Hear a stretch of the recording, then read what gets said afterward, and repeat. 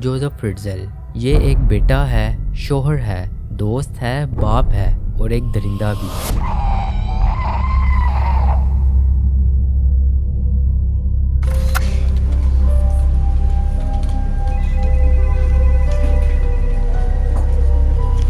یہ انسانی شکل میں وہ حیوان ہے جو تقریباً 16 سالوں سے جیل میں سڑ رہا ہے۔ اسے 19 مارچ 2009 میں عمر قید کی سزا سنائی گئی جب وہ 73 سال کا تھا، اور آج اس کی عمر 90 سال ہے۔ اس کا صرف ایک ہی جرم تھا اور وہ تھا بچے پیدا کرنا۔ This blows my mind. This just absolutely blows my mind. I thought, I cannot believe it. This can't be true. This can't be true. It's a monstrous case. Because it's the own father who did this to his daughter.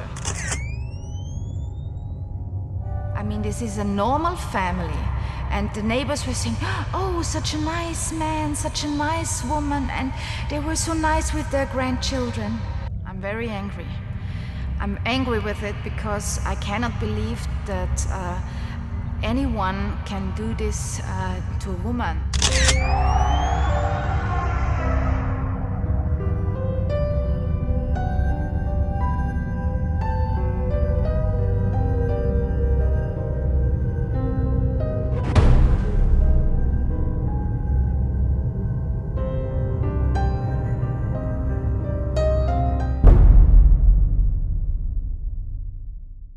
تو یہ کہانی شروع ہوتی ہے 1935 میں، یعنی Joseph کی پیدائش سے۔ جوزف اپنے پیرنٹس کا اکلوتا بیٹا تھا جو بچپن سے ہی کافی عجیب ماحول میں پلا بڑھا تھا۔ اس کا باپ اسے اور اس کی ماں ماریا کو ہمیشہ کے لیے چھوڑ گیا جب وہ صرف 4 سال کا تھا۔ اس کے بعد اس نے کبھی بھی پیچھے مڑ کے نہیں دیکھا کہ یہ دونوں کس حال میں ہیں۔ ماریا ایک ورکنگ وومن تھی جو اب اکیلی جوزف کو پال رہی تھی۔ اس کی دماغی حالت بھی ٹھیک نہیں تھی، جس کی وجہ سے وہ غصے کی حالت میں جوزف کو خوب مارتی تھی، اور جوزف اپنی ماں کے آگے کچھ نہیں بولتا تھا اور چپ چاپ ان کی مار سہتا تھا۔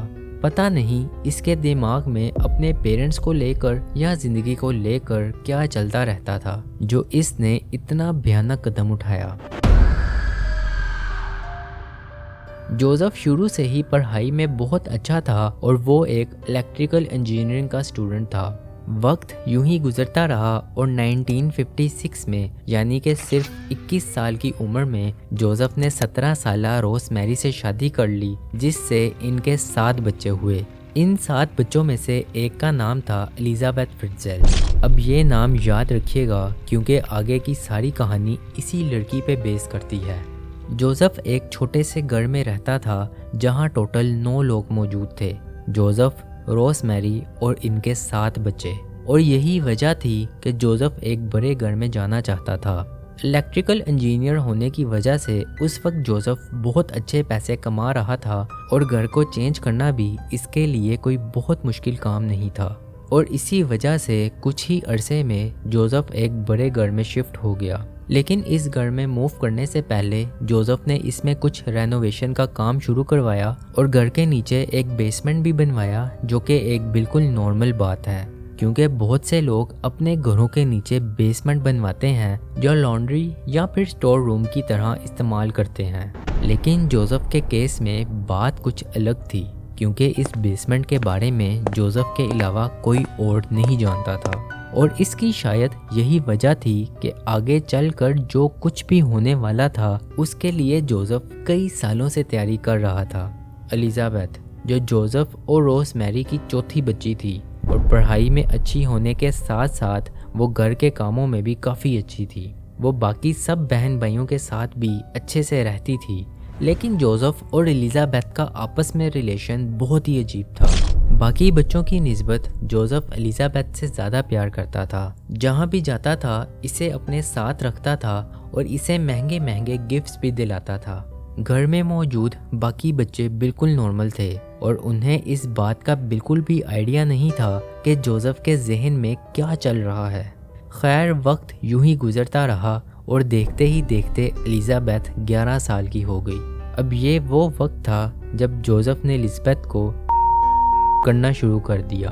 एलिजाबेथ जोसेफ की इन हरकतों की वजह से काफ़ी परेशान थी और वो हमेशा जोसेफ के साथ इनसिक्योर फील करती थी।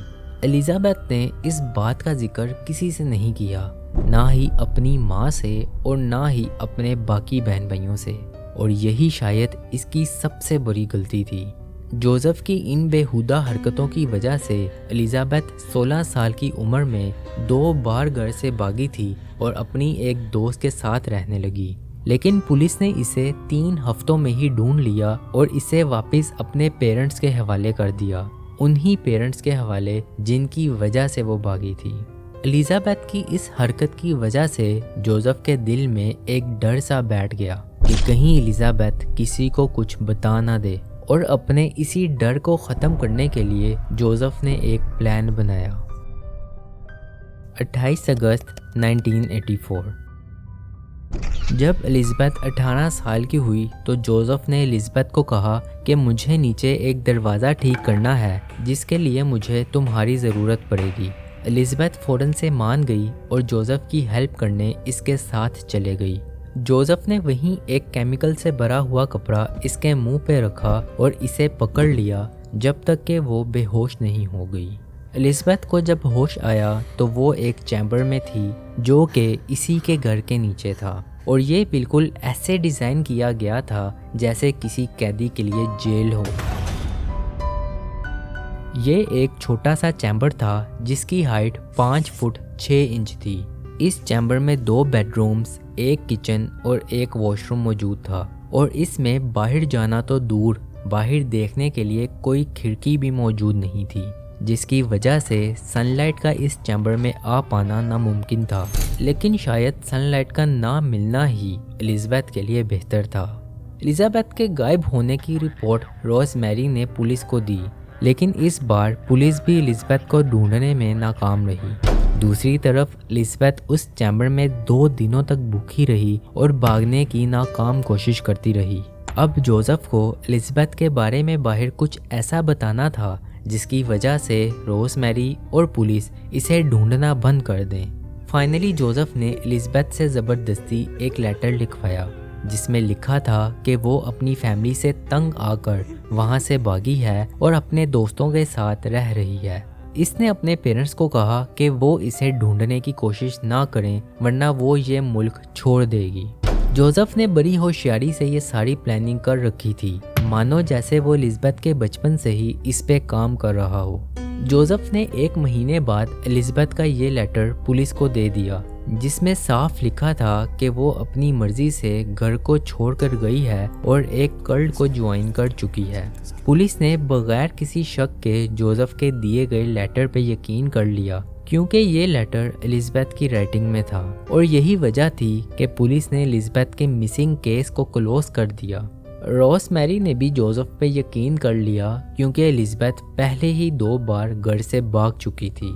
एलिजाबेथ की ज़िंदगी पलक झपकते ही बदल गई और इसे इस बात का अंदाज़ा ही नहीं था कि आने वाले अगले साल इसके लिए दुनिया में ही जहन्नुम जैसे होने वाले हैं, या फिर उससे भी ज़्यादा बदतर, क्योंकि एलिजाबेथ उस चैम्बर में 1, 2 या फिर 3 साल नहीं बल्कि पूरे 24 साल रही, और इन 24 सालों में जोसेफ और एलिजाबेथ के 7 बच्चे हुए।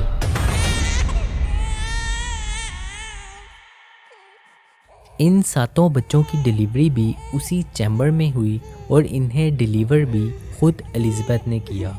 जी हाँ, मैं जब इस टॉपिक पे रिसर्च कर रहा था तो ये मेरे लिए भी काफ़ी डिस्टर्बिंग था, क्योंकि बहुत सी ऐसी बातें हैं जो इवन मैं आपको यहाँ बता भी नहीं सकता। यही वजह है कि वीडियो के स्टार्ट में मैंने इस शख्स को दरिंदा कहा था। जोसेफ ने इस चैम्बर को ऐसे डिज़ाइन किया था कि किसी भी किस्म की आवाज़ चैम्बर से बाहर नहीं जा सकती थी, चाहे जितनी ही ज़ोर से क्यों ना चलाया जाए। जोसेफ हफ्ते में 3 दिन या फिर तकरीबन हर रोज़ चैम्बर में जाता था और इन्हें खाना और बाकी चीज़ें मुहैया करता था। इन 7 बच्चों में से माइकल और अलेक्जेंडर ट्विंस थे, जिनमें से माइकल सिर्फ 3 दिनों तक ही जिंदा रहा। बाकी के 6 बच्चों में से 3 बच्चों को जोसेफ ने एक एक करके चैम्बर से बाहर निकाला और अपने घर के बाहर छोड़ दिया ताकि रोज़मेरी इन बच्चों की देखभाल कर सके। جوزف نے الزبتھ سے ایک نوٹ لکھوایا جس میں لکھا تھا کہ میرے بچوں کی دیکھ بھال کرنا، اور یہ نوٹ ان بچوں کے ساتھ رکھ دیا تاکہ روز میری کو کسی بھی قسم کا شک نہ ہو۔ اب گھر کے اوپر 3 بچوں کو روز میری پال رہی تھی اور گھر کے نیچے 3 بچوں کو الزبتھ پال رہی تھی۔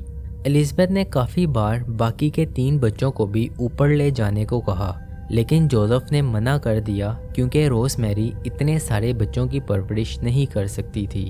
جوزف نے بچوں کی انٹرٹینمنٹ کے لیے چیمبر میں ایک ٹی وی بھی لگا رکھا تھا، اور اس کے علاوہ بھی الزبتھ جوزف سے کچھ نہ کچھ منگواتی رہتی تھی، جیسا کہ بکس اور پینسل وغیرہ، تاکہ وہ اپنے بچوں کو پڑھا سکے۔ الزبتھ اکثر جوزف سے وٹامن ڈی کے سپلیمنٹس بھی منگوایا کرتی تھی، کیونکہ چیمبر میں موجود کسی بھی بچے نے کبھی بھی سن لائٹ کو دیکھا ہی نہیں تھا۔ جوزف نے یہ سب کچھ اتنی پرفیکشن سے کیا ہوا تھا کہ اگر وہ کئی ہفتوں کے لیے گھر سے باہر کسی ٹرپ پہ بھی چلا جائے تو کسی کو کانوں کان خبر نہیں ہوتی تھی۔ لیکن سدا وقت ایک سا نہیں رہتا۔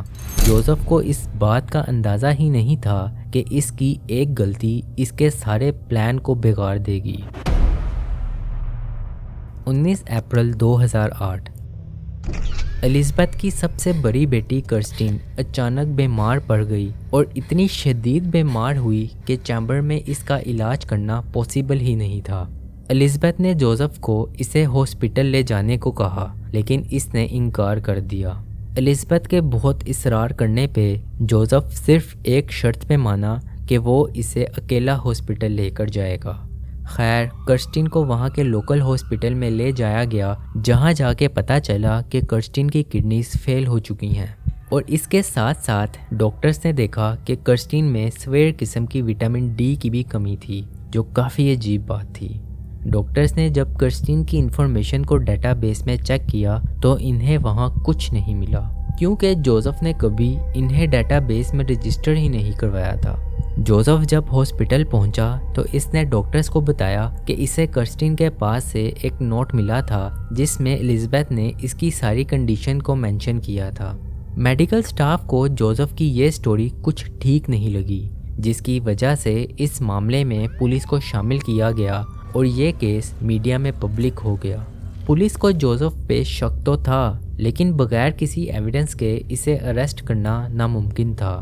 پولیس نے میڈیا میں ایک خبر چلائی کہ الزبتھ کو جلد از جلد ہاسپٹل آنا ہوگا تاکہ ڈاکٹرز کرسٹین کی میڈیکل ہسٹری جان سکیں اور اس کا علاج شروع کر سکیں۔ الزبتھ کے 24 سال پہلے کے مسنگ کیس کی فائل کو بھی ری اوپن کیا گیا اور آس پاس کے چرچ میں بھی الزبتھ کی تلاش شروع کر دی گئی۔ خوش قسمتی سے الزبتھ نے ٹی وی پہ یہ ساری خبر سن لی اور جوزف سے بھیک مانگنے لگی کہ اسے ایک بار کرسٹین سے ملنے دے۔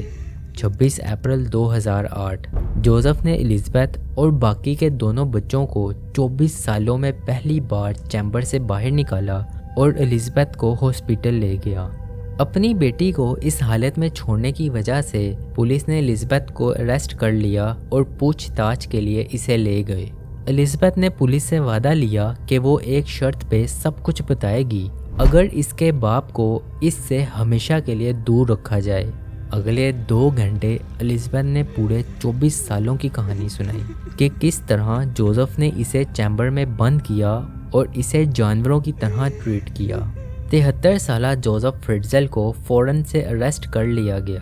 ڈی این اے ٹیسٹ میں بھی یہ بات ثابت ہو گئی کہ جوزف ہی ان بچوں کا بایولوجیکل فادر ہے۔ 19 مارچ 2009 اریسٹ ہونے کے تقریباً 11 مہینوں بعد جوزف کو عمر قید کی سزا سنا دی گئی اور آج 90 سال کی عمر میں بھی وہ جیل میں ہی ہے۔ لیکن ایک سوال، جوزف کی 4 بیٹیاں تھیں، لیکن اس نے صرف الزبتھ کو ہی کیوں چنا؟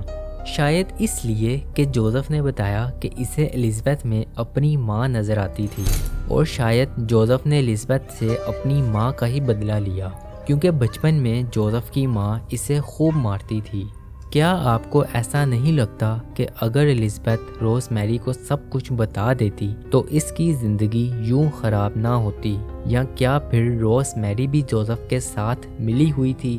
کیونکہ 24 سال اس کے گھر کے نیچے اس کی اپنی ہی بیٹی کے ساتھ یہ سب کچھ ہوتا رہا اور اسے بھنک تک نہیں لگی۔ ایسا کیسے ممکن ہے؟ آپ لوگوں کا اس کیس کے بارے میں کیا کہنا ہے، جو باقی والدین کے لیے بھی ایک سوالیہ نشان چھوڑتا ہے کہ کیا والدین بھی ایسے ہوتے ہیں؟